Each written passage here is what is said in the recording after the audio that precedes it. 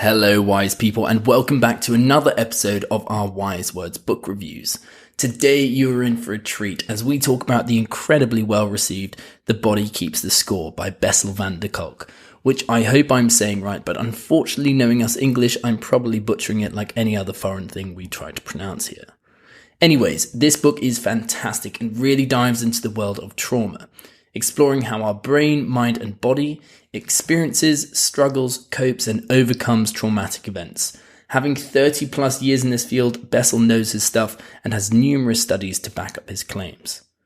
Jes and I try to explore some of these topics ourselves, touching on the changes in a victim's beliefs and expectations of the world following a traumatic event, how the bodies of trauma patients shift into a hypersensitive state in order to protect themselves from a now chaotic world, how dealing with trauma by prescribing drugs may not be the best solution, and much, much more.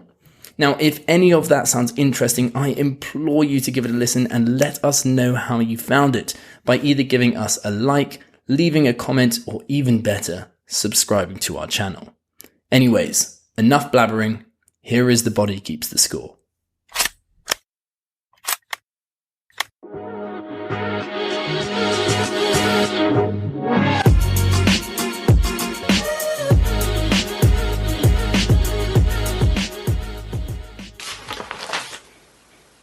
It was actually quite a fascinating book. I didn't realize, I thought it seemed a bit daunting at the beginning because I don't think I've ever read anything around trauma or areas like that. And I guess another thing as well is I don't know if you've ever met anybody who's actually suffered from trauma. No, or that but you kind of get what I mean. There's tell me about. Real world. Yeah, fair enough.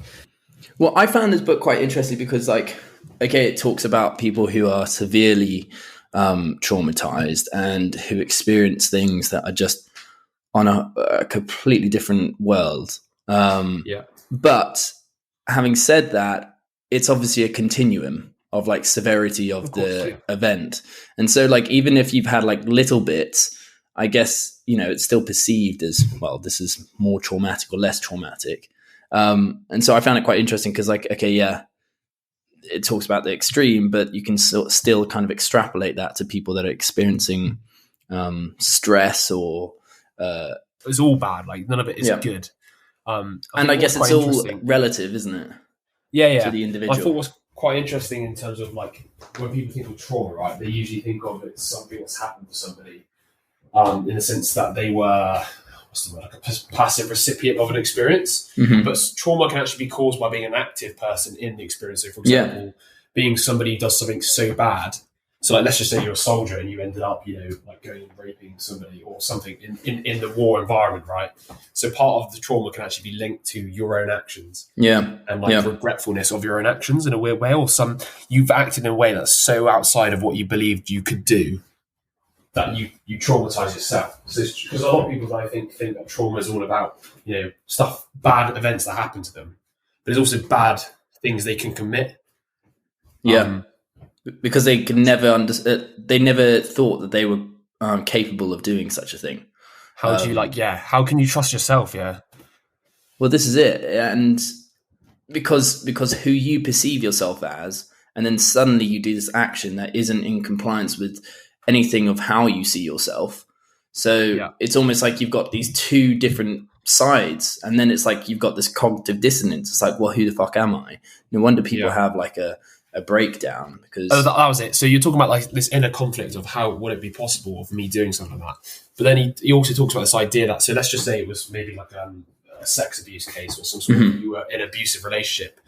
It's really interesting here because he actually talks about this conflict as well of if the abuser is somebody you're meant to trust and rely upon, it really messes you even more. Yeah. So for example, if it was your parent who was abusing you, you'd be oh my God, did I deserve this? Or you know what I mean? It's a really hard conflict to resolve because these people stand for safety and, my care, but at the same time, they're also my destruction. So there's massive conflict of who this person is in your life. That makes sense. Yeah, no, absolutely. I think, and I've, it ties into Jordan Peterson and Theodore Dalrymple and a bunch of others that it just goes back to childhood so much. Literally everything is pretty much about your family dynamic, your attachment type. Obviously there are traumatic events that occur that you can't foresee, especially if you're an adult or there's a natural disaster or like whatever. But my point being is in like, if something happens when you're a kid, the way I like to think of it is that like, you have this process of development and it's always occurring, it's just more kind of sensitive and more malleable when you're a kid. And if that event happens anywhere along that kind of trajectory, well, then from there onwards, all of your kind of ways that you perceive the world are slightly changed. And so all of those skills that you acquired are slightly changed. And so then you're kind of uncalibrated. You've gone off kilter a bit. And then you keep going in the same trajectory, but everything kind of changes with it. And that's why, like, I think, when things happen when you're a child, it's like you were never able to fully explore. And I think this ties back to what you were saying with like, we have like a caregiver and they should stand for someone that is like safety and that we feel comfortable around. But then the problem is that if they don't stand for that, then we have to accommodate to them, or the child has to accommodate to them. So, if they're trying to be themselves and they get like, punished for it, well, then they'll try to be the ideal for their parent. But that means accommodating. And when they accommodate, they change who they are and they never get to explore who they actually are, if you get what I mean. So then they have this accommodated version of themselves. Okay. They've almost been forced to become somebody. Yeah. Yeah. There's like some conflict in the fact that they've had to change rather than develop and explore and find themselves. Yeah. In a sense, like they've had their life's been sort of pigeonholed into this particular behavior and routine by somebody else instead of being able to have the safety of a caregiver to then go out and explore. Yeah. It was quite interesting. I saw after the cricket game yesterday, we went to a pub in Bath just with a really nice view, right? And there was just a load of kids running around outside. I found it really interesting because another kid was crying, right? Mm-hmm. Immediately, the first thing it was crying for was the mum, and like looking around, like vigilantly, like, "Where's my mum?" Like immediately, and I thought that was so interesting. Where's my base, my home? Yeah, exactly that. The default of like, "Oh my god, I'm in pain, help." Where is safety? Like the first thing that the animal was thinking is safety. So like, where's my mum? Or where's the caregiver? Yeah, and I just thought it was fascinating because it like just sort of really emphasizes, or is giving me a real world physical example, which I've actually witnessed it like firsthand, and I've just been like, wow, that's amazing how that's the first response instead of like, they've just injured themselves instead of sort of figuring out what the injury is or anything. Just like, but this is it, right? And it's so interesting that if we haven't been able to, the whole point of the attachment theory is that you've got your caregiver, you create the bond. If that bond is good, you feel safe and that you have some place to come back to, which means that it allows you to go off and explore and play and all of those things that help you build social relationships. If you feel like you can only ever stay at home or you only can stay around your caregiver, then you're not going to be able to, improve at those skills. And I think like he gave like a really good point. I think it was like in the second part of the book, but it was that like, our first thing when we feel threatened, like you just said, is to call out for help, look for social support. And if that doesn't occur, but it's also what happens if you do anything in life. You kind of like let's just say you did an activity and you don't know if it's right or wrong. You would actually ask your friends, stuff for like validation. It's why we always like seek not excuses, but we seek when something happens in our life to validate the experience through somebody else. Being like, "Oh, this happened to me. You'd never believe it." It's almost that is the same reflex. It's like see if other people can understand where we're coming from or what happened.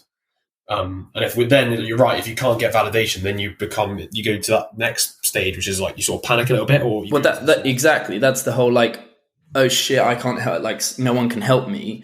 I'm here in it just by myself. I either have to fight or flight, and that's like, so that's the next kind of stage. And then if you can't do that, and let's say you're either trapped or you're held down, or for some reason you can't use fight or flight, then you freeze.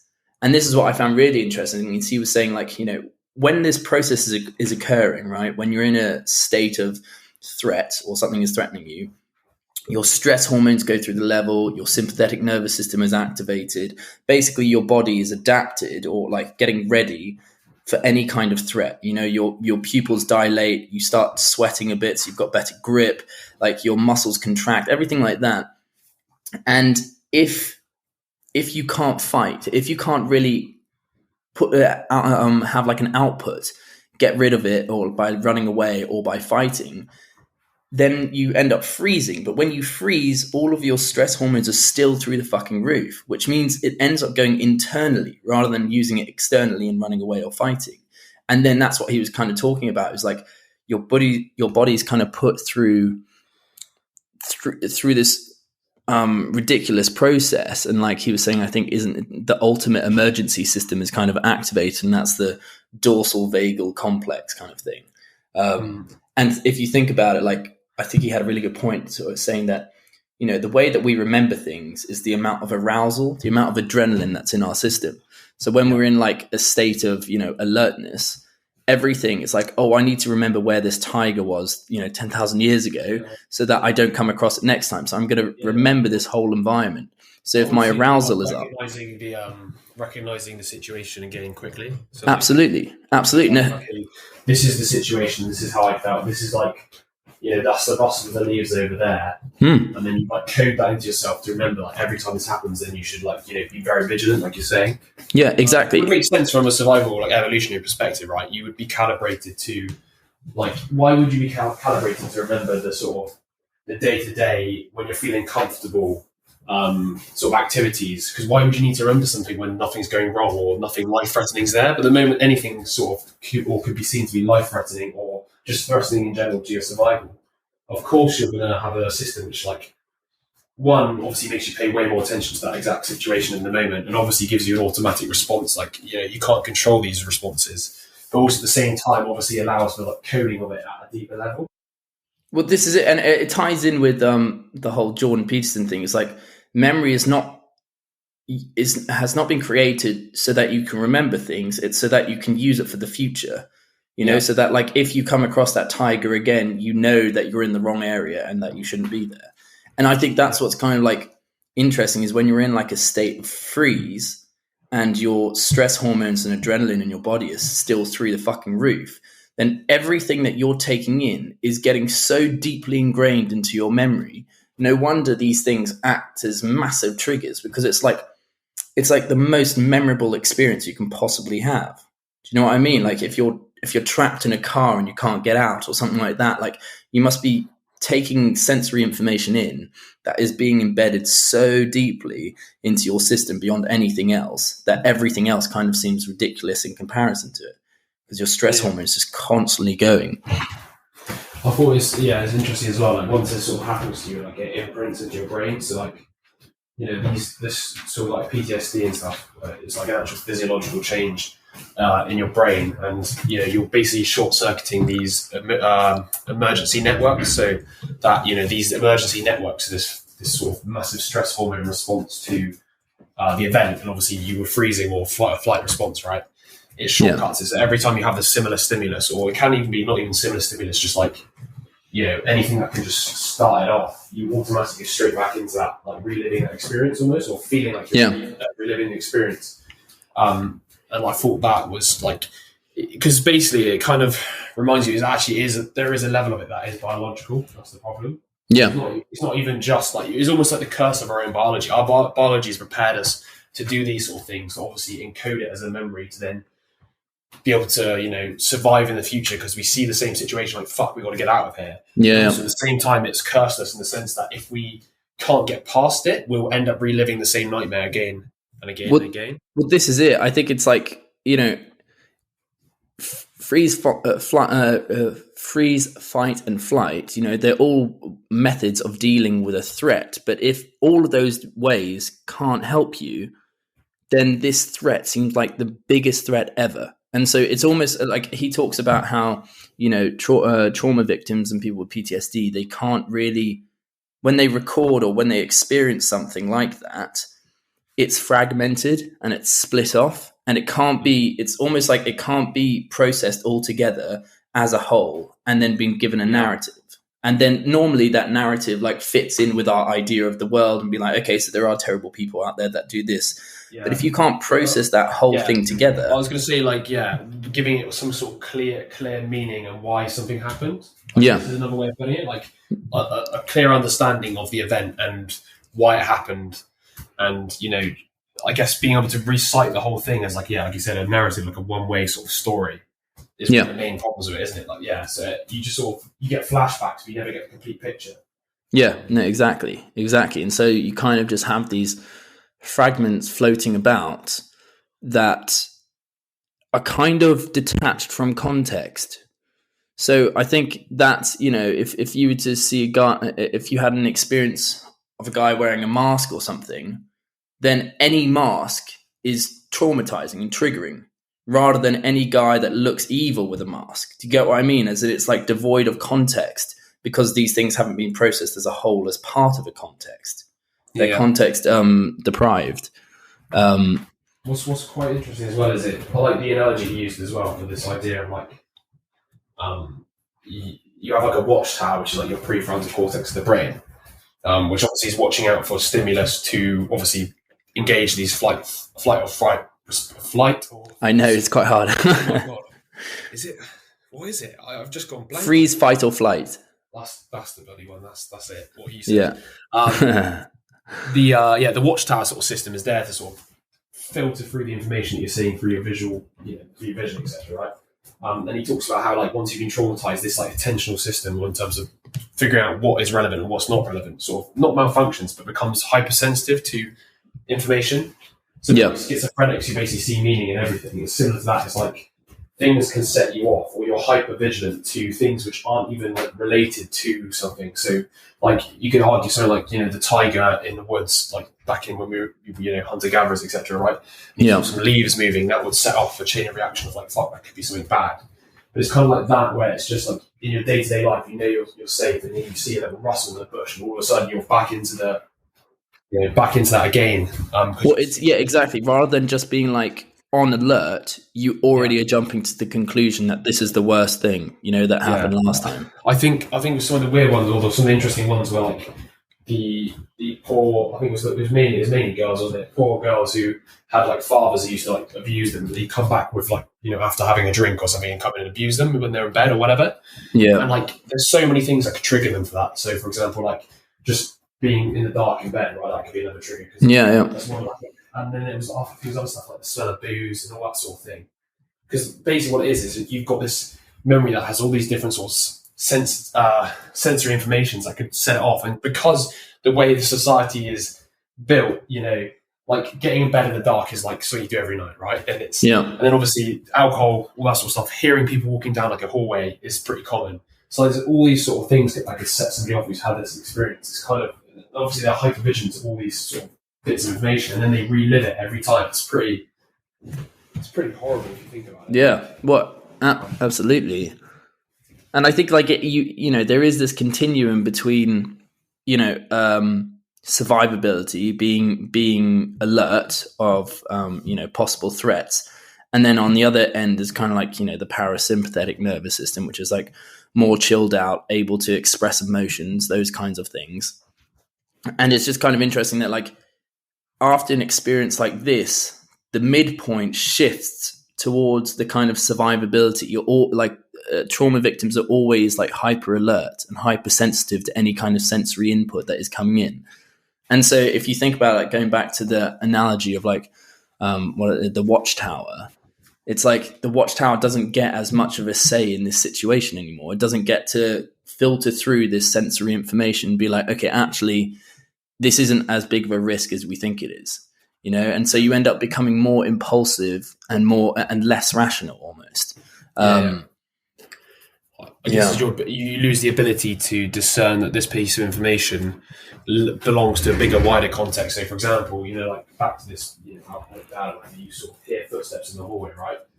And it's the ability to like zoom out, right, and be able to go like, fine, that is exactly the same sensory information I had before. But then it goes to your like prefrontal, and your prefrontal will be like, hey, let's verify this. Like, is this person at my house? No, therefore, is my partner home? Okay, it's my partner. If that kind of makes sense, you can zoom out and you can sort of think about it more as is what's more likely, essentially, right? It's like hearing something in your house downstairs and the ability to realize, okay, my wife's still downstairs and it's not. It's that you lose that capability of like evaluating the information through the larger context. You immediately just jump straight back into the fearful, anxiety, trauma approach, which basically what's the word? It projects the worst. And I thought the fact this just leads me straight onto something I thought which was really, really interesting. And I thought about quite a lot, this idea that ambiguity, like any ambiguity in stimulus leads your brain to imagine what it could be. Yeah. Like what the communication could be. Like, the whole concept of ghosts and all this sort of stuff is ambiguity in something somebody's seen, that they conjure up images of something that's supernatural that could have caused it, if that makes any sense. Yeah. And I also thought it was quite interesting how our default system is always to kind of think the worst, I would assume, really. Like, if you have this ambiguous sign, so let's just say you're both in bed, you and your partner, and you're living in a house and you start hearing rustling in the kitchen or like a smash in the kitchen, right? Yeah. Your imagination will light up to like all the possible worst case scenarios that could be. Like, you don't immediately go, oh wow, it's probably like, like I don't know, it's just fallen off by accident. You immediately go about my house, right? And it's quite interesting how our alarm system's built to like read into ambiguity immediately with survival instincts almost. Like, if it's ambiguous, it's also automatically going straight to, is this a threat? But then I guess what's interesting is, like, I think in his first part of the book, he was talking about, what's that test? The Rorschach test, where basically he puts up like ink patterns and you're supposed to show what you say. Yes. Say what you see. Yeah, exactly. What I found interesting is they were like, trauma victims don't have a great imagination. They have like an inability to imagine, which means that, first of all, like, it's terrible because they can't imagine a brighter future. Yeah, which means that, inability to imagine, it was almost the default straight back to the. Well, this is so it's not even like, see a dot. And like, oh my god! I can see my dad who's just drunk coming into. Well, this is what's so interesting, isn't it? Is like they would immediately see like a dot and then just read into the dot like their traumatic experience. Yeah, it's actually crazy to think about. Yeah, exactly. And it's interesting because for someone that doesn't have a traumatic experience like that, their idea of what their brain goes to or what they imagine is probably, ghosts or a dark figure or something like that, but it's all imagined. Whereas this, for them, because their highest threat they have experienced, it goes straight to that. It's like it snaps to that. They don't imagine other things. It just always goes back to their worst kind of nightmare in a way. Their deepest fears, I guess, or that sort of thing. I guess it's something that never leaves their mind. But that's like a good point.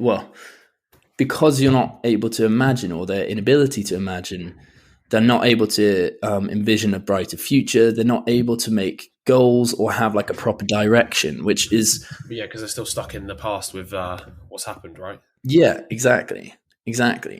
And it kind of ties in with he was saying that what happens is when you experience something like this, like when you're not really thinking about anything or doing anything, you're activating your default mode network, I think it is.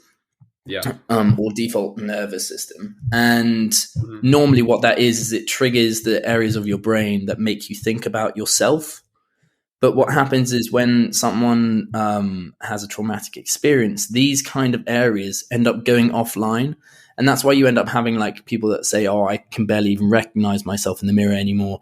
All these kinds of things, because they physically can't. Like, those areas of the brain are switched off. And so the same thing goes with like the whole goals and directions. If those areas are switched off, well, then anything that has value to you or makes you go from point A to point B is either really dampened or switched off. And so, they end up suffering because of that.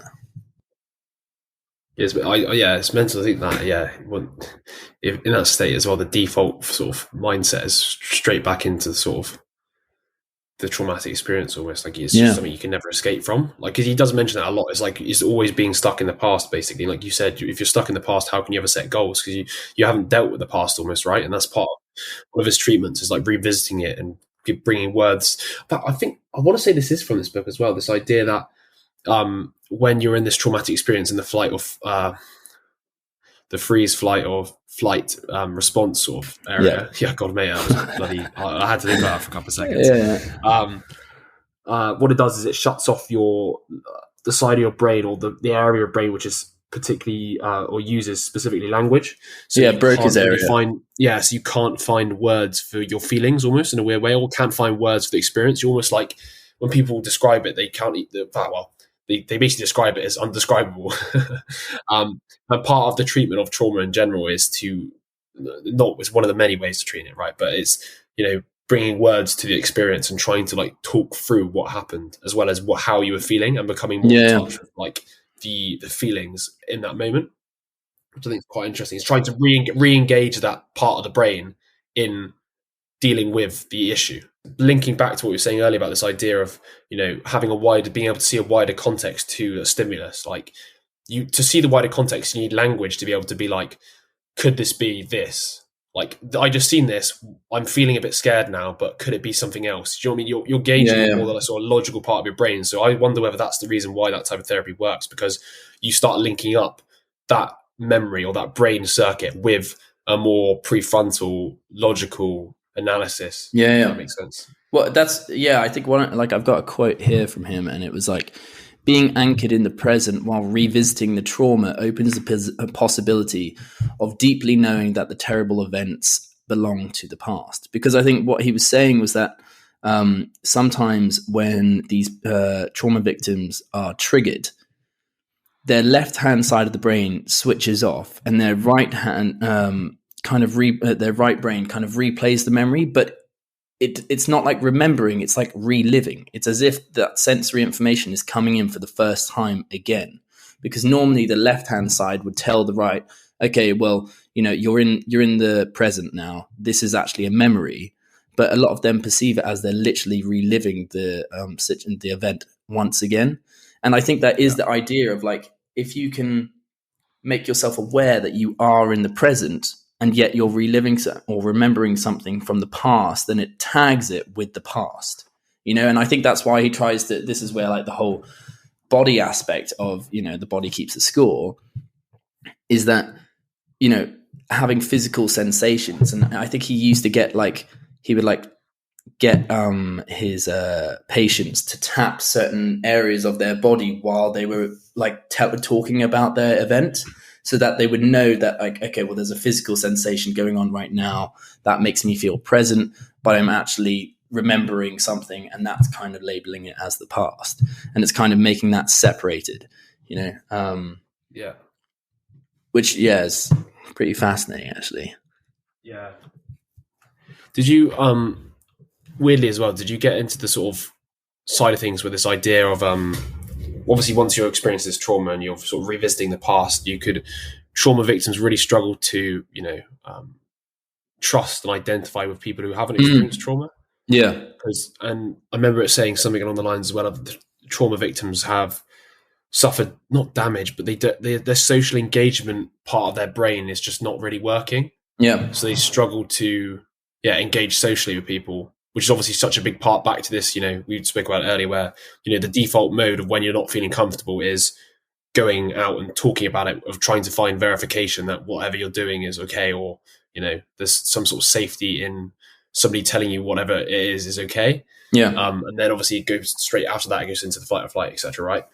Obviously they can find safety in people who've experienced what they do. Well, this is it. I think he kind of talked about there being like a lot of the time when I think when he was treating patients, it was much easier if they had someone that they could trust in or confide in. Almost like, once again, it is that idea of attachment. Like, you have a home base somewhere, whether that's a friend who you get on really well, but people that were able to like know that there's some place to come back to, and that they can then go and explore this terrible event and try and integrate that. That was much easier than people that didn't have that at all. And normally it's like, your parents should be the ones that hold that for you, that give you that trust and give you that safety and comfort. And kind of the first kind of relationship that you ever have with, whether that's your mother or father or, primary caregiver, that should basically lead the way, show the way that this is what a relationship is like. This is what it should be built on. But if your first relationship and your first schema of a relationship is distorted or, off kilter, well, then you've never had that. So how would you know that that's what you're looking for when you go out to find other friends and stuff like that? you don't have a good reference point to build relationships from. I think that's like what he was saying is like we need to try and get people to find something that they can trust in and start from there. That's your point A, in terms of like you build it back up. Exactly. Right? And it is the idea, that is the Jordan Peterson idea of like, you need to find your point A. Like you've suddenly been scattered, fragmented, whether that's been at the age of 4 or 5 or whether that's at the age of whatever.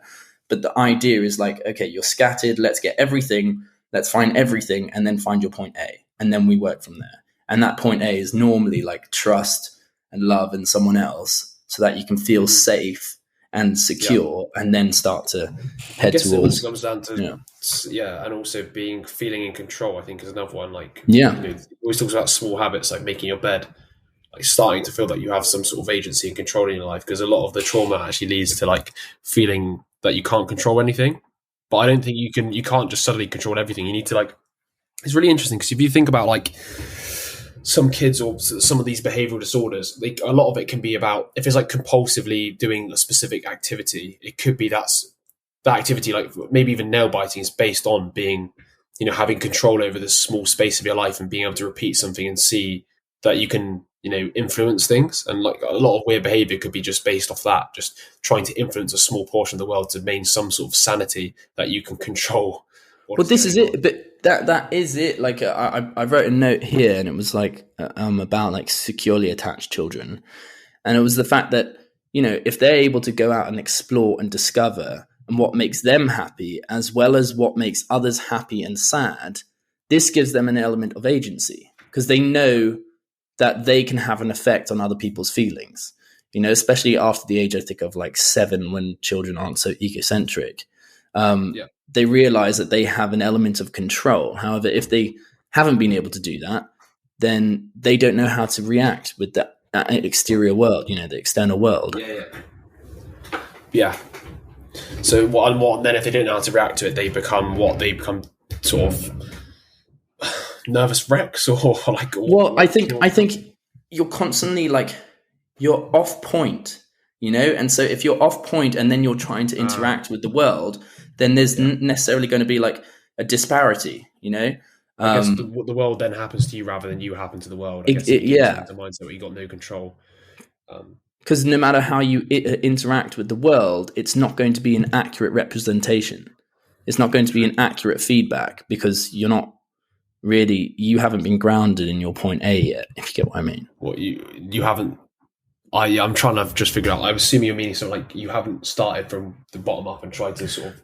Well, yeah. If you haven't figured out like what you are and what you like, then when you go out and you interact into the world, you don't know what the feedback means to you because you haven't been able to explore what you like and what actually discover the world. So when you interact with the world and then you get feedback, it's off kilter. It's not accurate because like you get feedback. Like I talk this about in terms of like relationships.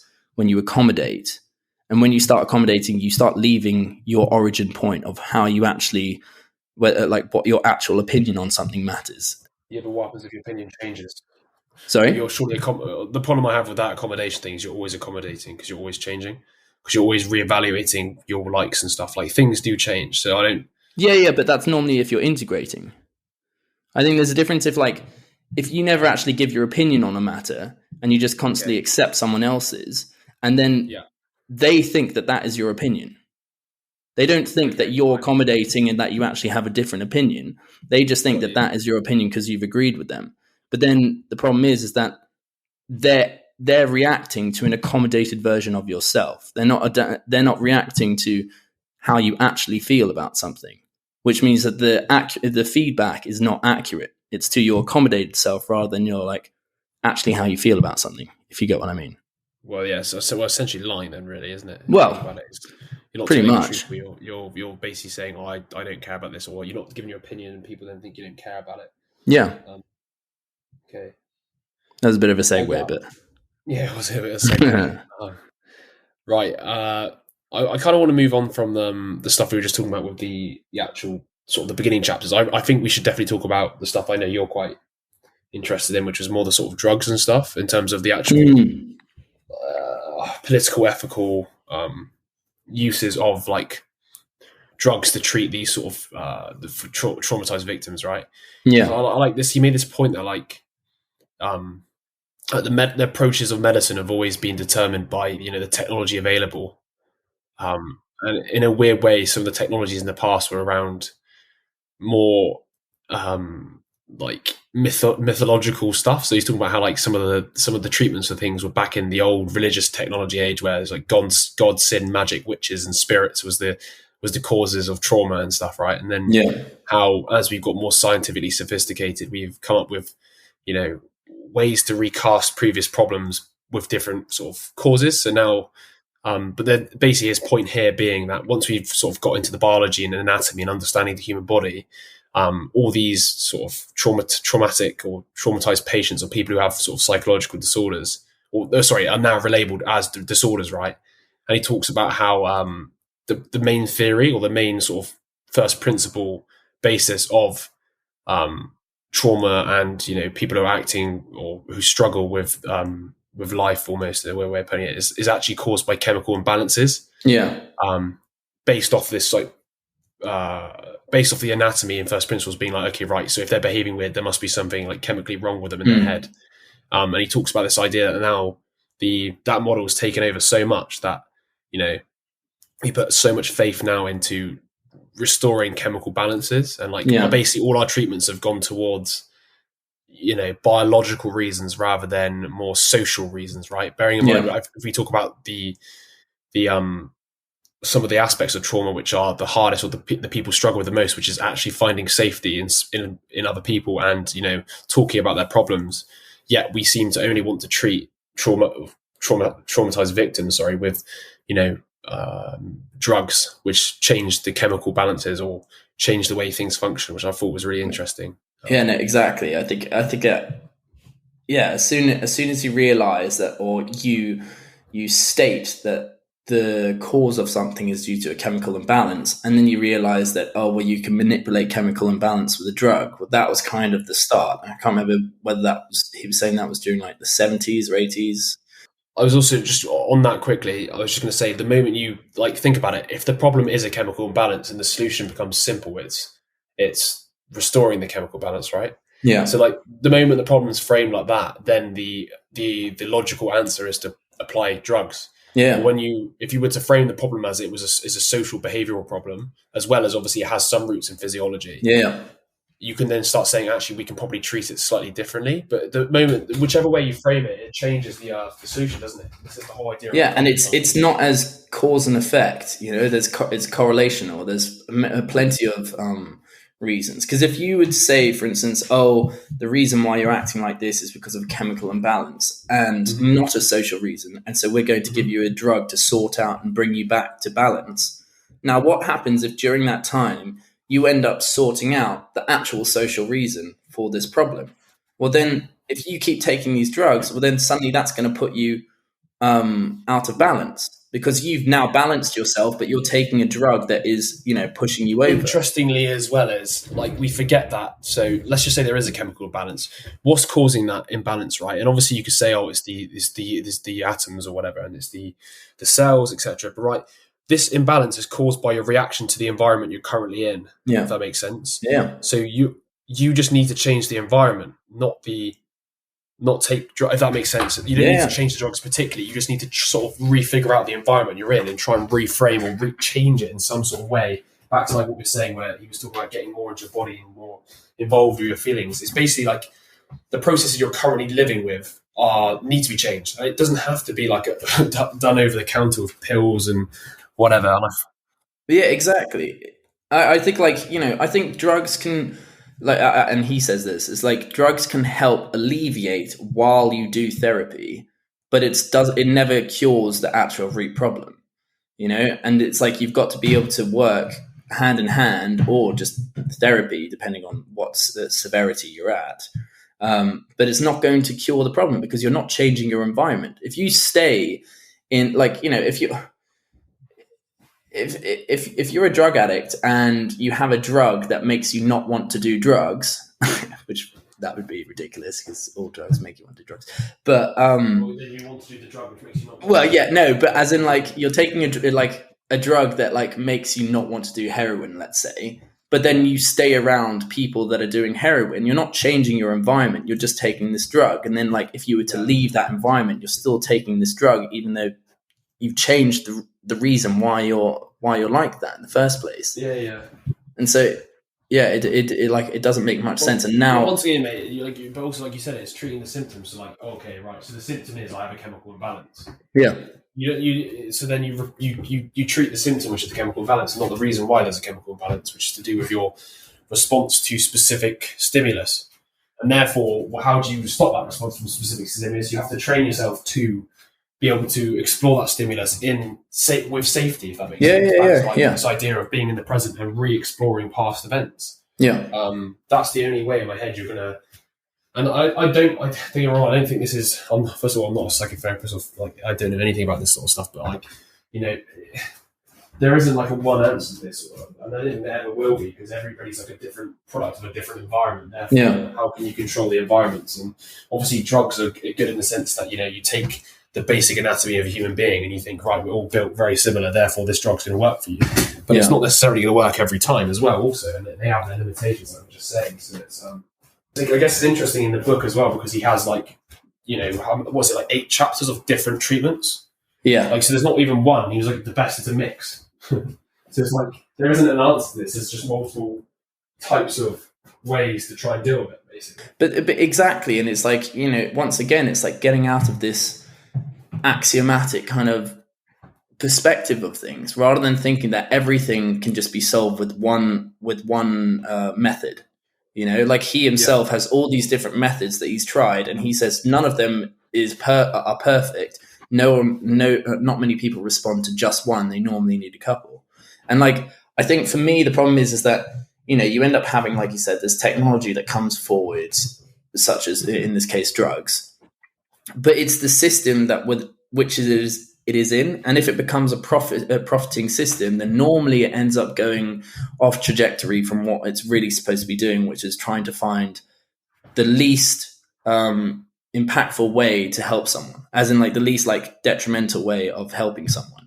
And he's got a quote here. What is it? It's because drugs have become so profitable, major medical journals rarely publish studies on non-drug treatments of mental health problems. Practitioners who explore treatments are typically marginalized as alternative, which is ridiculous to say that, alternative now has kind of negative connotations to it because it's not the mainstream or it's not conventional. And, by labeling the technology that you're using and that is profiting as the mainstream, as the conventional, it just seems slightly ridiculous not to try other ways, because otherwise you're just putting a full stop on that one field and just saying we never need to do anything else. We just need to stick with this. This is the cure for everything, which is obviously never the case. But it's really interesting as well, because he talks about this idea that the diagnosis of what you have informs the treatment.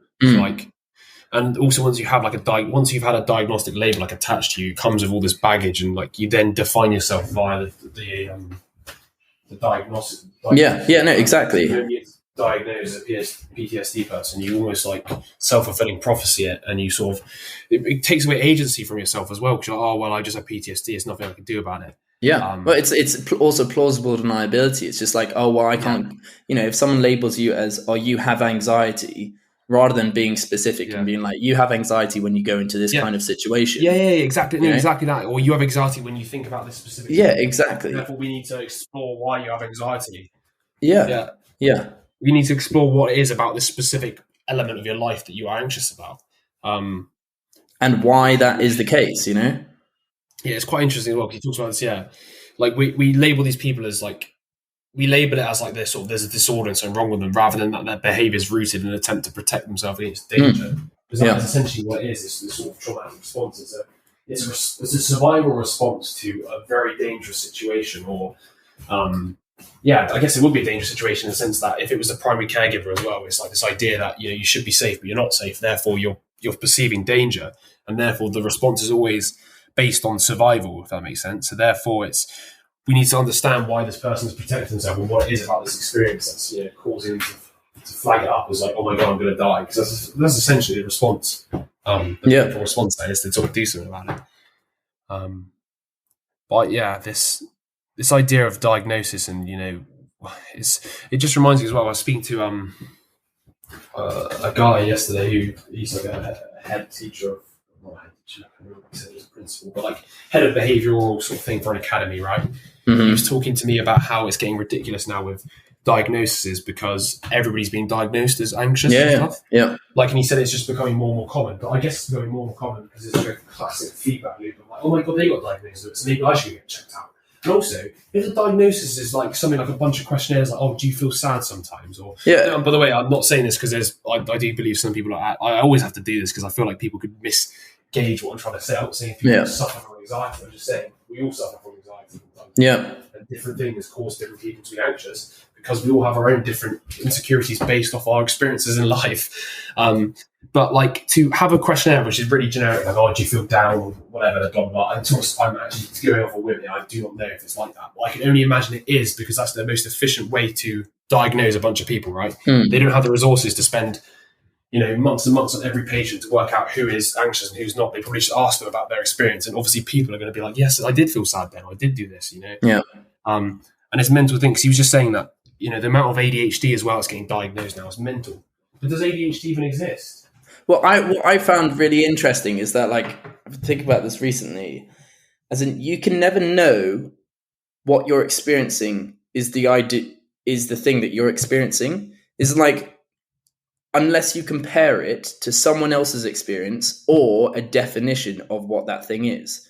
How do I know that if I'm suffering from anxiety, it is actually anxiety? It is this definition that is meeting it. And this kind of ties in with what he was saying with like the diagnostic manual thing.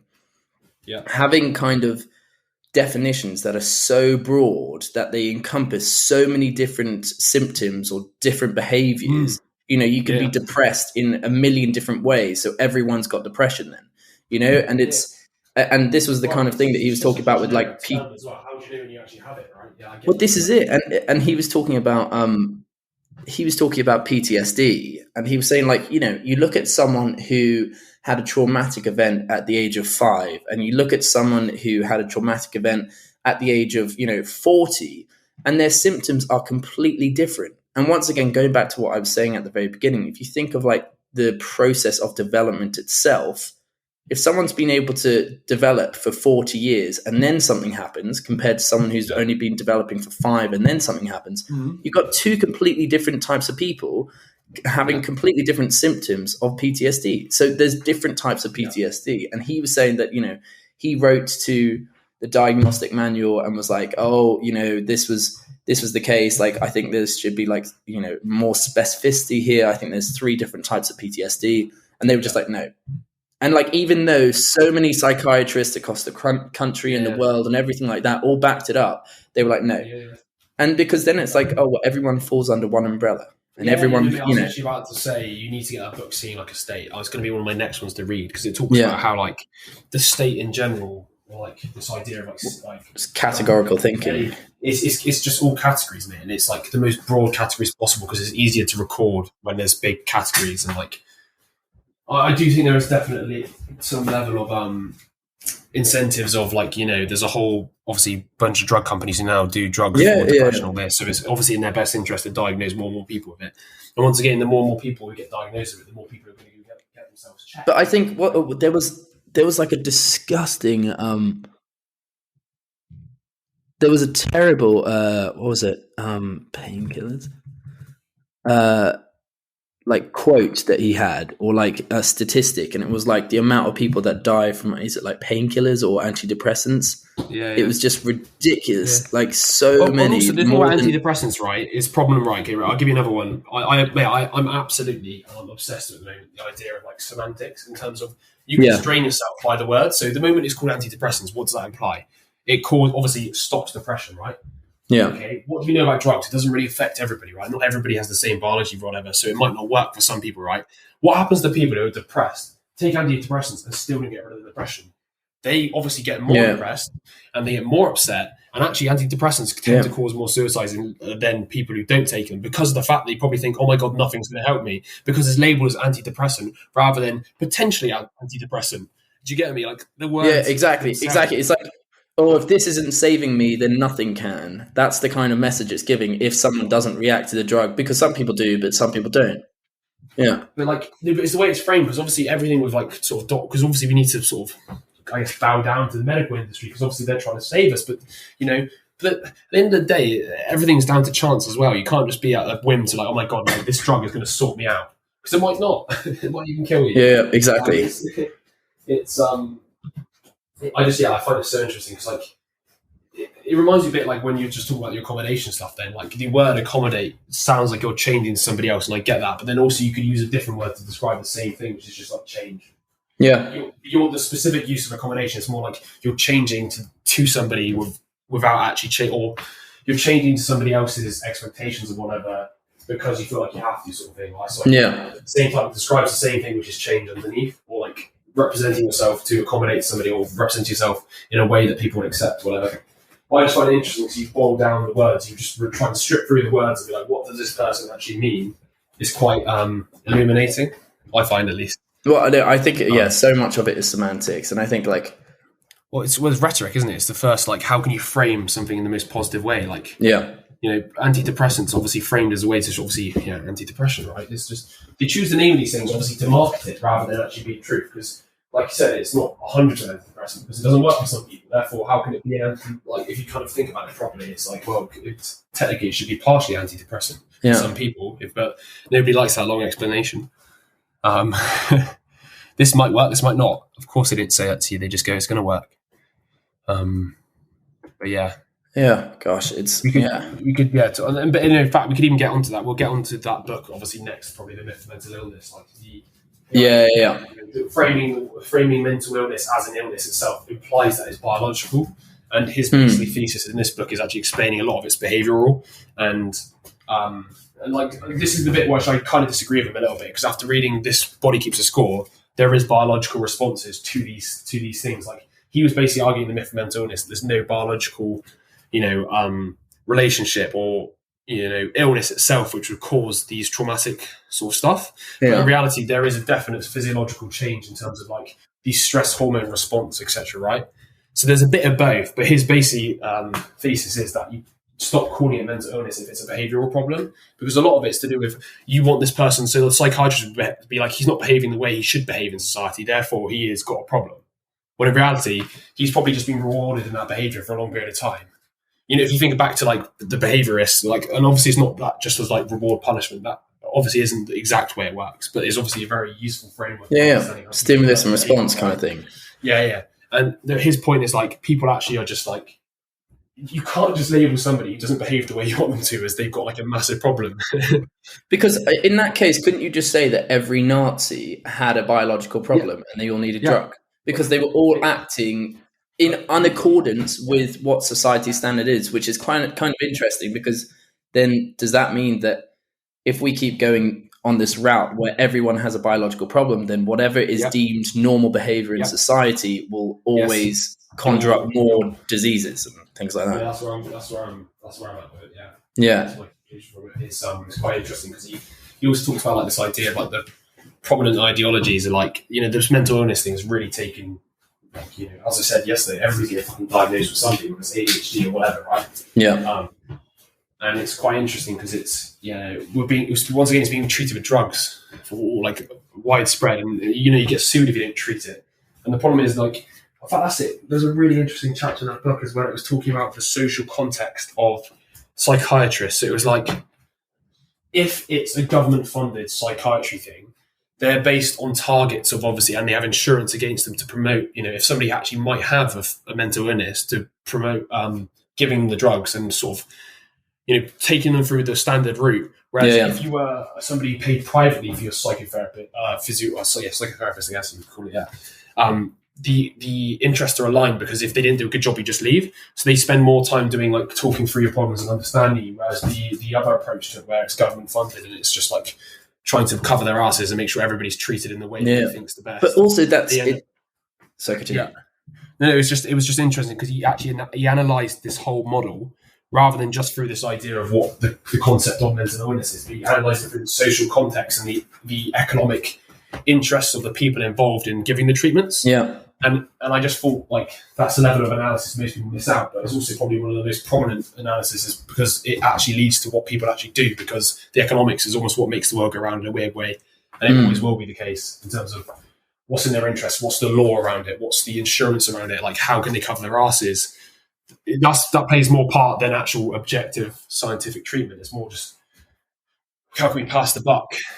It's very much like, if you end up having this kind of top-down mentality, then it's in your incentive to keep these wide kind of definitions and these umbrella terms, because then you can treat everyone exactly the same, rather than actually dealing with it from a bottom-up perspective, whereby you actually go to the individual and how they're going to be different from someone else who, yet, like from a top-down perspective, they have the same exact thing.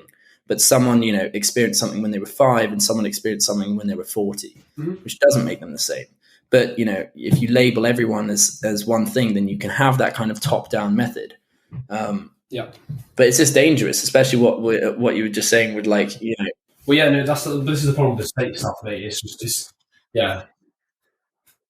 Well, you can just start being labelled as insane if you just have a differing opinion, and you're really, they've already started trying to in the war of the media at the moment. They're always labelling people who are against sort of the lockdowns as sort of insane conspiracy theorists, which is also to discredit anybody's secondary opinions. Yeah, exactly. Prevailing narrative of the government and media. So it's even though there's 1.5 million people marching in London yesterday, but they'll be called all conspiracy theorists. It's like, you fucking kidding. I said to my mum, this period of time in the future being labelled the sort of information wars. Yeah, no, it will. I think so, absolutely. I'm convinced it will be the biggest sort of mass-scale propaganda information wars that ever happened. Ever. Worldwide. I'm completely convinced. Well, I guess we're still early in the technology of being able to broadcast any opinion. But at the same time, you still have legacy medias who are all just I just such distrust for it. Yeah, because I'm sorry, but it's for me, it's like, I believe in all of these fields, health, law, all of that kind of stuff. But it's the systems with which they are in that I don't trust, because a system breeds a hierarchy, which breeds kind of selfish gain, which breeds all this kind of stuff, and especially if it's money oriented. And it breeds, you're right, it breeds survival of the institution rather than the institution's purpose. This is the only reason why I believe in private. I believe more on the side of freedom, that privatized things more than the public sort of side, because the public side, it always leads to sort of bureaucracy and slowdown and survival of the institutions at the cost of their missions. Whereas if you're an entrepreneur and you're doing it privately, you can only survive by surviving. Whereas these things just survive because they're state funded, which is what grinds away. Well, this is it, and it's like, if you just have systems that are top down, well, then you're never going to be actually improving at the system. It will just breed more and more of these problems. You have to have a bit of both. But you need to be able to understand, the thing is that, someone's making a decision about, a problem that they're fucking thousands of miles away from. It's like Australia making a decision for England, and they're how many fucking thousands of miles away. It doesn't make sense. You have to have someone who's from a bottom up perspective that is being able to relay with kind of a top down. But it's just, otherwise it ends up just going haywire. Yeah, you can only learn from the front line. You can only learn up top. The general of a warring, the general of an army who's at war can only learn at the battle situations from the people on the front line. So there has to be communication from the front line to the top, always. And there has to be some sort of middle ground where they meet at their analysis. Because the analysis at the top is obviously big picture, and the analysis at the bottom is obviously little picture. Exactly. It's either myopic or it's broad, and you've got to have a bit of both. 100%. I love how we always end up slipping into sort of politics. I know. Bloody hell. Fantastic. It's very easy to criticise the world, though. That's what I've come to the conclusion recently. It's a lot easier to criticise than actually do something about it. You can't promote solutions. Well, we are doing something about it. We're creating propaganda right now. So, mate, once again, I love it. Let's go take the time at semantics. Yeah. It's just like, propagating a specific message. We all propagate specific messages whenever we speak to somebody. So there's no such thing as a propaganda-free world. So you can either control the narrative, or you can be controlled by it. So that's then that's the justification for all the people peddling lies, basically. So it's a bit of a moral conundrum. I don't think there's really an answer to it. And I thought about it quite a lot. And there's no solution. It's be the narrative, or become part of it, or a slave to it, I guess. Really, that's the idea of like independent thought and thinking yourself of things. And that's why it's in my eyes, virtue, because it's a lot. So it's very easy to take a fast food pre-packaged narrative from the media, and it's to come up with your own conclusions and things based on your own analysis and sort of thoughts. I know which one I'd rather be doing. Anyway, I don't actually have too many more notes. I think we've talked about most of it in general. I don't want to keep you too long, or keep this going for too long. I think we won't go into obviously the paths of recovery, but like they're very interesting. I would say this is a very good book to read. We could do a synopsis, I guess, in terms of one of them was like yoga, so sort of getting in touch with your bodily sensations, wasn't it? Well, it's yoga, I think. Then there's rhythm and dance. Same thing with like martial arts, qigong, capoeira. Basically, anything that kind of integrates your body and synchronizes your body with your mind, because both are kind of active in that kind of aspect. You're having sensory information come through like music and rhythm, and your body is able to kind of embody that. I think a major part, going back to your point about like the whole Broca's area, you're not able to express it. I think Freud used to think that once you are able to like express what happened to you, you're over it. But that's not the case. If you think about it, like you've experienced this whole event. An event is made up of many different aspects, your emotions, the smells, the taste, everything like that. And you can only describe so much of that. The rest has to be kind of expressed in other ways. And I think what Bessel Van Der Kolk, the guy who wrote this book, was trying to get across is that, there are other methods of expressing the other elements of that event, of that experience. And whether that is through dance or music or yoga or things that kind of, once, like I just said, synchronize both the mind and the body. You can, once you're synchronized and you're recalibrated, you're able to interpret the world and interpret yourself better. Once there's a disconnect, you're gonna love the myth of mental illness, mate, because he talks about it. By the way, he talks about this idea of language and proto-language. So, prototype is the before of a product, right? You prototype something, it's like and then you have like a meta, which is like above it. So we talk about like there's a language, which is obviously the language you speak. There's a meta language, which is the sort of like grammar and the structure. And there's a proto-language, which he talks about as things that literally can't have words. It's the way your body communicates with itself, and it feels like it's like almost the world of emotion and the symbols that represent emotions. It's like the proto-language is almost like symbols and icons rather than language itself, because language is actually just a more refined version of symbols and icons. He talks about more like the way instinctual icons and symbols, and it just reminds me of that, because you're talking about like this idea. He talks about how sometimes you can't even communicate these feelings through words, right? And that's how you communicate through art, this is it. All this sort of stuff. And it's really interesting, because this also leads into the stuff like with Jung and Freud in terms of their like where there's religious ideas and myths come from. This is it. And I think like one of his main points in this book, or like a key point in this book, was that anyone who's experienced a traumatic event, they can't really express it properly, and so they end up kind of gravitating towards someone else with the same event, because they know that they can relate to that person and that person can relate to them. And that's like a massive difference, as in, if it was just about language, if it was just about talking your way through your event, then you could talk to anyone about it. But the thing is, people don't understand it unless someone else has had a similar experience. So that's why you would end up getting all these like kind of AA groups, or, people who are all alcoholics or all Vietnam soldiers, or like, because everyone knows what they went through and they can actually relate and understand it. They can relate a lot more to it, and even without the language, they can almost really understand each other's suffering, if that makes sense. Great book. I thoroughly enjoyed it, actually. I did enjoy it too, and it was just it's really piqued my interest in terms of the mental illness stuff. Well, yeah, like I've always been quite naturalistic anyway, and quite like kind of alternative in that area. Oh yeah, I'm gonna okay. Right. I like this. I've thought about this naturalistic stuff as well recently because everybody's like, because it's natural, it's better for you. So, for example, like, you be like, psychedelics, they influence your brain because they're natural and it's a natural way. But also, cyanide's natural, that kills you. So there is like a naturalistic fallacy that things that are natural are better for you.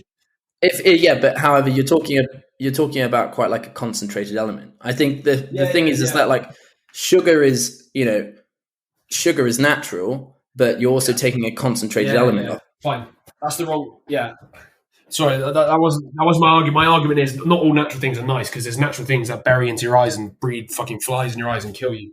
Natural things kill you. Yeah, exactly. So the whole natural thing better for you is obviously. It's an argument that can be made for specific context. But I think that there's more of like a natural flow of how things progress. And yes, and I also agree with this idea of consciousness and living in harmony with yourself, right? Well, this is it. That's exactly it. Harmony's a great word. Walking in the way of God, as like Peterson talks about. The more I think about it, it's not actually religious hearsay. It's actually just, I think it's basically the walking in the way of God is like walking in the way of your most integrated self almost. Like the most just living in harmony with your own values and stuff. Like not like the conflict is actually what causes a lot of the pain in your body. This is it, and it's tension and resistance. And I think basically the idea needs to be that instead of like, when you go off trajectory because something happens to you, you need to use things to get you back on trajectory rather than just staying in that lane. Rather than just taking that drug for the next 30 years of your life and staying in that, rather than trying to get back to that place that you were at before.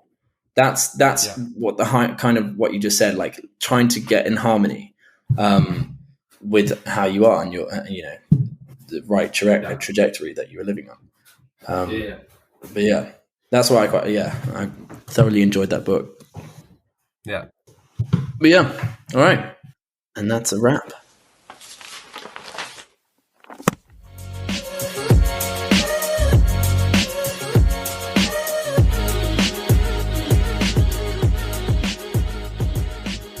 Well, I hope you enjoyed that, guys. And if you did, don't be afraid to give us a bit of love. Give us a like, give us a comment, give us a follow or a subscribe. That way you can stay in touch with us and we can stay in touch with you. Because next week we are going to be bringing out another podcast, and make sure you check out our website or our Instagram as we are constantly updating and uploading new content there. Anyways, in the meantime, stay frosty, keep reading, keep that knowledge going, and we'll see you soon.